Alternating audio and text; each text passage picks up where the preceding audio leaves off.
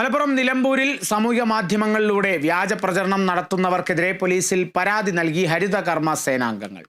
നഗരസഭയുടെ എംബ്ലം വ്യാജമായി ഉപയോഗിച്ചാണ് സാമൂഹിക മാധ്യമങ്ങളിലൂടെ പ്രചരണം നടത്തുന്നതെന്നും ഇവർ ആരോപിച്ചു. നിലമ്പൂർ നഗരസഭയിലെ ഹരിത കർമ്മസേന സർക്കാർ ചട്ടങ്ങൾ പൂർണ്ണമായും പാലിച്ചാണ് വീടുകളിൽ നിന്നും വേസ്റ്റ് ശേഖരിക്കുന്നത്.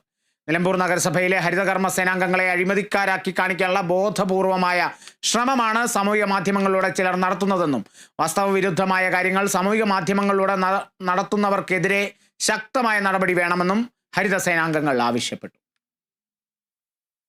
നിലമ്പൂർ ഹരിതകർമ്മസേനയിൽ നിന്ന് 60 രൂപ വാങ്ങുന്നതിനെതിരെ നിലമ്പൂർ നഗരസഭയുടെ വ്യാജ എംബ്ലം ഉപയോഗിച്ചിട്ട് പ്രചരിപ്പിച്ചുകൊണ്ടിരിക്കുന്ന വ്യാജ പോസ്റ്ററാണ് പ്രചരിച്ചുകൊണ്ടിരിക്കുന്നത്. നിരന്തരമായിട്ട് ഞങ്ങളെ ഹരിതകർമ്മസേന ജോലിക്കാരെ എപ്പോഴും നിരന്തരമായിട്ട് അവരെ മോശമായി ചിത്രീകരിക്കുന്ന രീതിയിൽ ഇപ്പോൾ പ്രചരിച്ചുകൊണ്ടിരിക്കുന്നുണ്ട്.